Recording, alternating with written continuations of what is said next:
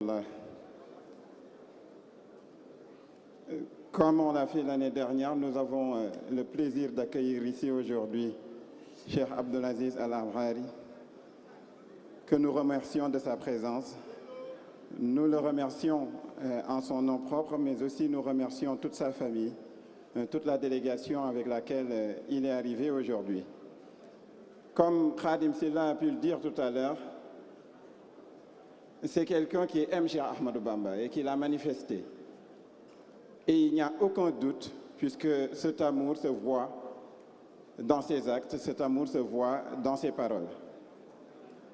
Par conséquent, je vous demande une attention ferme afin de lui laisser la possibilité de nous délivrer le message qu'il nous avait délivré l'année dernière et afin qu'il nous permette d'avoir un regard plus éclairé sur Cheikh Ahmadou Bamba qui est notre guide. Puisque lui, j'en suis parfaitement conscient, a une connaissance. Il a une connaissance de Cheikh Ahmadou Bamba que certains ou beaucoup d'entre nous n'ont pas. Et donc on peut beaucoup apprendre de cette proximité, on peut beaucoup apprendre de ses paroles, on peut beaucoup apprendre de ses enseignements. Et pour toutes ces raisons, je vous demande une grande attention pour lui-même ainsi que toute la famille qui est arrivée avec lui. Wassalamu alaikum wa rahmatullahi wa barakatuhu. Je lui donne la parole, Cheikh Abdelaziz, et vous remercie encore à mon nom propre et au nom de tous nos guides qui sont ici présents devant vous. Nous vous remercions très sincèrement de votre venue ainsi que de votre affection pour notre guide Cheikh Ahmadou Bamba. Je vais juste annoncer qu'il y a le petit Naïm qu'on cherche, qui était avec la délégation, et sa mère s'appelle Saïda.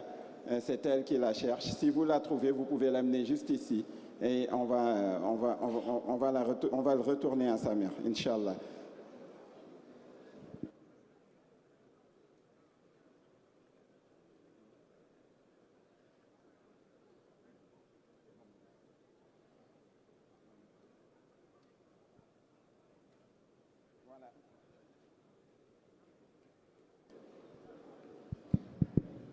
Donc on va lui passer la parole pour qu'il délivre son message.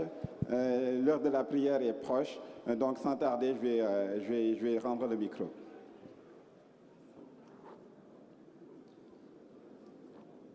Assalamu alaikum.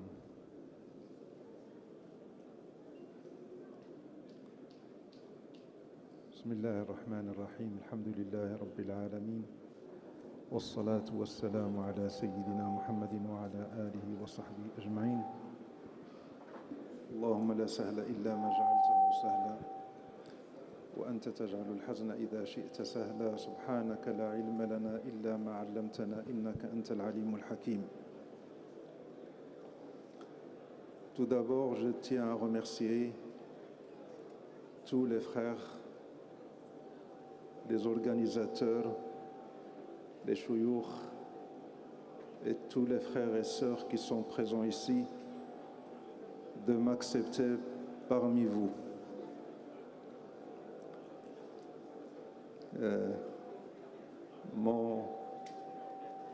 Quand on parle de l'amour de Sidi Cheikh Ahmadou Bamba, je ne sais pas si c'est mon amour pour lui ou son amour pour moi qui me fait parler.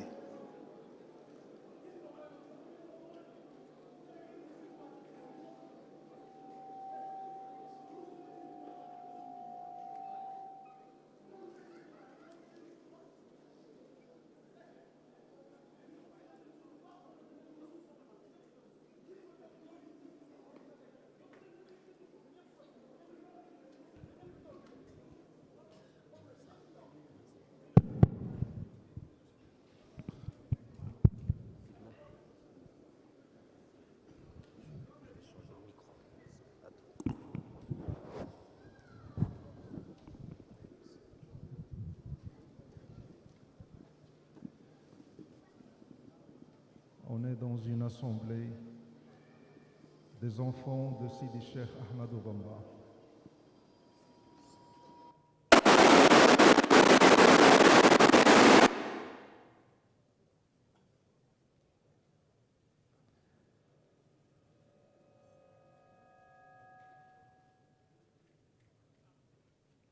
Et j'ai la certitude que sans l'autorisation de Sidi Cheikh Ahmadou Bamba, je ne peux pas me mettre ici et vous parler.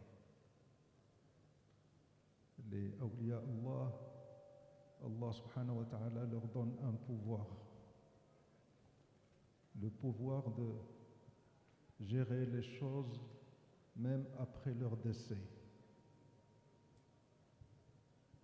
Et il est bien évident que Sidi Cheikh Ahmadou Bamba vous aime. Vous êtes ses enfants. Vous l'aimez, vous aussi, à votre manière. Et si Sidi Cheikh me permet d'être ici et de vous parler, je vais essayer, je suis sûr que je ne vais pas y arriver, mais je vais essayer d'être à la hauteur de cette mission, avoir un autre regard, une autre vision sur comment profiter de ce grand cheikh. On est là, on récite les Qasaïd de Sidi Cheikh, on essaie de manifester notre amour pour Sidi Cheikh. Mais quand on aime quelqu'un, on essaie toujours de lui faire plaisir et savoir ce qu'il veut et ce qu'il attend de nous. Sidi Cheikh Ahmadou Bamba est un maître dans le sens où il est là pour nous guider vers Allah, pour nous enseigner la religion d'Allah, pour nous éduquer, pour éduquer nos âmes, pour purifier nos âmes, pour être dignes de sa rencontre le jour de la résurrection. Sidi Cheikh Ahmad a un grand niveau. Et quand on veut être avec les rois, il faut être à la hauteur. Et pour espérer rencontrer Sidi Cheikh Ahmad après la mort, il faut qu'on soit à la hauteur. Comment être à la hauteur de cet amour et de cette rencontre? Et je crois que maintenant, vous allez accepter ce que je vais dire. Parce que je suis sûr que vous n'avez aucun doute sur l'amour que je vous porte. Je n'ai aucun intérêt, alhamdulillah. Mais puisque Sidi Cheikh Ahmed m'a accepté, je vais essayer d'être le khadim du khadim. Le khadim de Sidi al-Khadim. Essayer de transmettre son message par un autre canal. Avoir une autre vision. Parce que si Sidi Cheikh nous aime, il faut lui rendre cet amour. Comment lui rendre cet amour? Il faut qu'on comprenne une chose. Awliya Allah n'ont qu'un seul souci: rapprocher les hommes d'Allah. Le seul souci, quand Cheikh te voit, il pense à te rapprocher d'Allah. Donc, tu ne lui fais plaisir qu'en faisant l'effort de te rapprocher d'Allah. Je vais peut-être être un peu dur avec vous aujourd'hui, mais vous allez me supporter. Et je ne vais pas continuer avant que vous me donniez l'autorisation d'être franc et sincère avec vous, même si ça peut vous heurter. Est-ce que j'ai votre autorisation?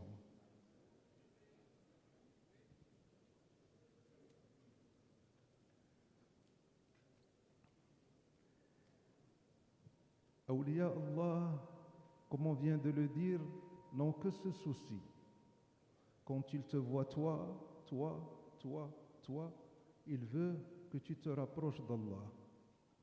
Comment se rapprocher d'Allah comme le souhaite notre cheikh? Sidi Cheikh, pendant sa vie, a fait beaucoup de grandes choses. Et les plus grandes choses qu'il a faites dans sa vie, c'est qu'il a formé des hommes qui ont porté le secret et la lumière et qui ont été dignes de la compagnie de Sidi Cheikh Ahmed. Imaginez notre déception si on meurt et demain on n'est pas à la hauteur de la rencontre de Cheikh. Est-ce que vous croyez que la rencontre du Cheikh est quelque chose d'évident, acquise? Pas du tout.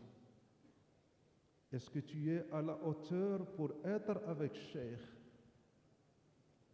Et comment atteindre ce niveau pour être avec Cheikh? Réciter les Kassaïd, c'est joli, c'est beau, c'est de belles paroles. Mais entre nous, est-ce que c'est suffisant? Répondez-moi.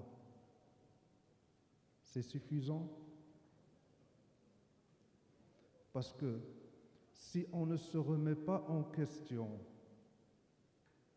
et si on ne secoue pas un peu le palmier, on va continuer sur notre voie sans se rendre compte qu'on est en train de perdre l'héritage de Sidi Cheikh Ahmed. Et rien ne peut me faire souffrir que si cet héritage se perd. Un aussi grand homme qui voit son héritage se perdre, à tel point qu'il commence à se propager entre nous, qu'on peut être élevé et éduqué avec les Kassaïd seulement. Et qu'en récitant les Kassaïd, ça suffit pour nous éduquer. Et ça, c'est quelque chose de grave. Parce que si le Kassaïd suffisait pour nous éduquer et nous élever, est-ce que les Kassaïd sont plus forts ou le hadith de Sayyidina Nabi plus fort? C'est quoi le plus fort, les Kassaïd ou le hadith de Sayyidina Rasulullah sallallahu alayhi wa sallam? C'est quoi le plus fort? Hadith al-Nabi. Donc, autant réciter le hadith. Et le hadith va nous éduquer et nous élever. Alors que ce n'est pas vrai. On peut réciter le hadith. On peut les apprendre. On peut réciter les Kassaïd. Mais on est comme on est. Avec un cœur souillé, plein de jalousie, de maladie, d'orgueil, de fierté, impur. C'est avec ce cœur que tu vas rencontrer Sidi Cheikh Ahmed? Je ne crois pas. Je ne crois pas. J'étais en train de lire des écrits de Sidi Cheikh Ahmed. C'est des lettres qu'envoyait Sidi Cheikh Ahmed à ses disciples. On lui envoyait des questions et lui, il répondait. Et puis une lettre qu'il reçoit d'un frère qui lui dit « Comment choisir mon cheikh? Et si je veux changer de cheikh, les critères pour lesquels je choisis un cheikh qui m'éduque. » Donc Sidi Cheikh Ahmed lui répond. Il lui dit « Il y a des critères que doit avoir un cheikh que tu dois prendre comme maître pour t'éduquer et t'élever. Donc pour Sidi Cheikh Ahmed, il est impossible de cheminer ou de se purifier sans Cheikh. Impossible. Donc il lui a dit, il y a 3 critères. Il y a le cheikh de l'enseignement et le cheikh de l'éducation et le cheikh de l'élévation. Il a dit, chers frères, essayez de chercher et d'étudier ces 3 critères. C'est un cheikh pour le prendre comme éducateur. Et imaginez la hauteur de cheikh. Sidi Cheikh Ahmadou Bamba, le maître de son temps, qui reçoit une lettre d'un frère qui demande les critères d'un bon cheikh. Il lui dit pas que c'est moi. Il lui dit, je vais te montrer le critère et c'est à toi de choisir. La noblesse, un seigneur qui répond au-dessus de tout soupçon. Il n'appelle pas les gens à lui, il appelle les gens à la vérité. Et il veut guider les gens à la vérité, pas à lui. Radiyallahu anhu wa arda. C'est pour ça quand on parle de cet homme ou de tous les awliya, ils ont un niveau qu'on ne peut pas imaginer de réflexion et de raisonnement. Ce sont des hommes nobles. Il dit, mon fils, je vais t'enseigner comment chercher un cheikh, parce que tu ne peux pas cheminer sans cheikh. Alors il lui a dit, je te parle du cheikh de l'enseignement. Le cheikh de l'enseignement, c'est un cheikh qui a appris la science intellectuellement et qui connaît beaucoup de choses et qui sait raisonner et donner un avis en voyant toutes les sources de la charia. Donc c'est un cheikh intellectuel. Il t'enseigne, il te donne de la science que tu reçois intellectuellement. Donc, ça c'est un maître. Mais c'est un maître qui peut t'apprendre que la science superficielle. Ça veut dire, il te dit par exemple, il ne faut pas mentir. Entre nous là, est-ce que le mensonge est halal ou haram? Répondez-moi. Le mensonge est halal ou haram? On le sait. On a besoin de cours et de hadiths et de versets coraniques pour le savoir. On n'en a pas besoin. On connaît les versets, on connaît les hadiths. Mais est-ce qu'on ment? Répondez-moi. Est-ce qu'on ment? Oui, on ment. Donc la science et la connaissance intellectuelle est insuffisante pour éduquer l'homme. Donc Cheikh, il lui montre la première catégorie des cheikhs. La deuxième catégorie, c'est le cheikh de l'éducation. Le cheikh de l'éducation, c'est celui qui éduque ton ego, ton nafs, qui te montre comment te comporter avec ton ego et qui voit ton ego et le fait qu'il te parle ou s'adresse à toi, il voit tes défauts et il essaie de te guider en te montrant comment éduquer ta nafs. Il peut te dire, tu fais cet exercice, tu fais ce dhikr, tu essaie de porter cet amour dans ton cœur. Réveille-toi la nuit pour prier 2 rak'as par exemple avant le Fajr.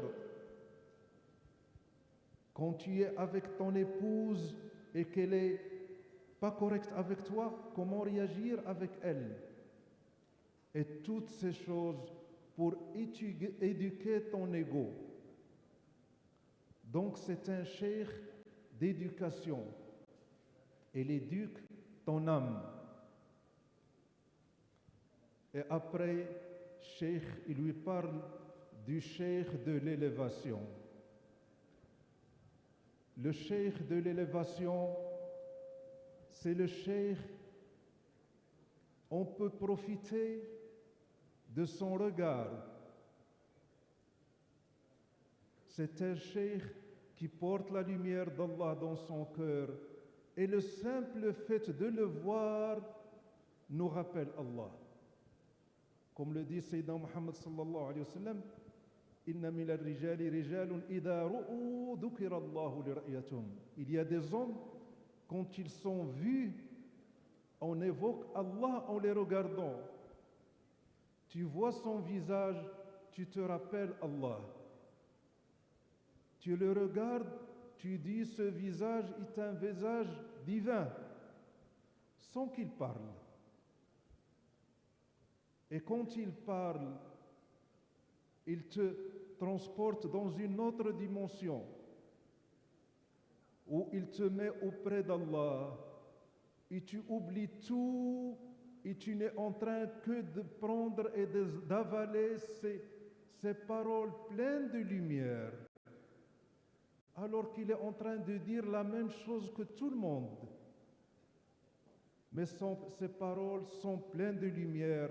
Quand il parle, il attire ton cœur vers Allah. Il t'attire à lui et en même temps tu sens la présence d'Allah.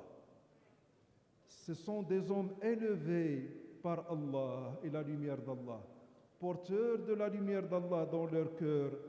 Et quand on les regarde et quand ils parlent, on se sent auprès et dans la présence d'Allah. Ces hommes-là, quand tu es avec eux, et parmi ces hommes, Sidi Cheikh Ahmed Bamba. Quand on voit Sidi Cheikh Ahmed, il n'a pas besoin de parler, il n'a pas besoin d'enseigner. Le simple fait de le voir, tu te sens avec Allah. Il te transporte et t'élève même sans parler. Et quand il parle, tu rentres dans une autre dimension. Et le fait d'être avec lui, ça c'est une autre chose dans sa compagnie. Donc Sidi Cheikh Ahmed nous enseigne qu'il faut avoir un maître pour cheminer et être digne de sa rencontre le jour de la résurrection. Sidi Cheikh Ahmed Bamba a laissé beaucoup d'enseignements. D'accord.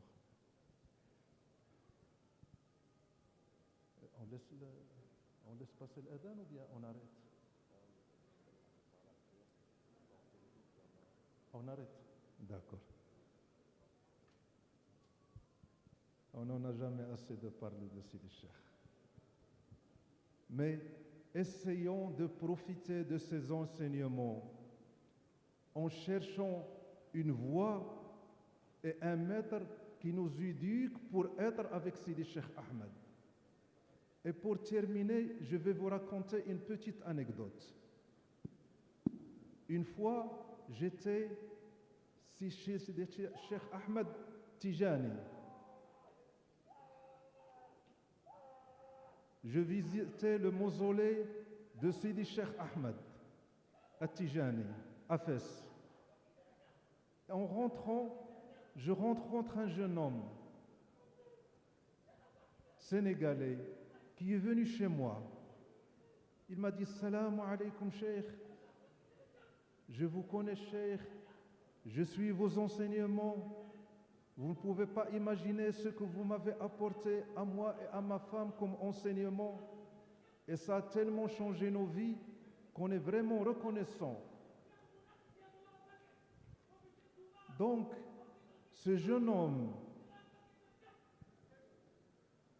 il est venu à Fès au Maroc et il sait que j'habite le Maroc et il sait qu'il a profité des enseignements. Au lieu de venir visiter le vivant, il est allé chez le mort. J'ai la certitude que je ne vois pas une poussière dans la chaussure de Sidi Cheikh Ahmed Tijani. Mais comme on dit, un chat vivant est plus utile qu'un cheval mort. Donc je lui dis, tu viens du Sénégal, ici, au lieu de chercher l'homme de qui tu profites, qui a changé ta vie, tu viens visiter une tombe. Elle est où ta tête? Elle est où ta tête? Donc Sidi Cheikh Ahmed, en nous apportant ces enseignements, il n'a jamais parlé de karama et de miracles. Maintenant, quand on parle de cheikh, on dit il y a un tel cheikh, il dit qu'est-ce qu'il a fait? Ça veut dire qu'est-ce qu'il a fait? Est-ce qu'il marche sur l'eau? Est-ce qu'il vole? Est-ce qu'il fait de la magie? C'est ça les critères qui deviennent pour nous d'un bon cheikh. Ce n'est pas les critères de Sidi Cheikh Ahmed. Il parle de science, d'enseignement, d'éducation, d'élévation. Alors nous, on a tout transformé et on a mis nos propres critères, les critères de nos égos. Je dois m'arrêter, je crois, pour vous. Barakallahu fikum, jazakumullahu khairan. Jazakumullahu khairan. Allah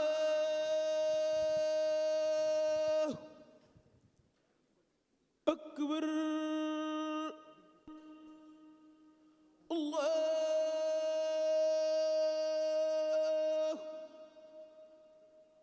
Akbar.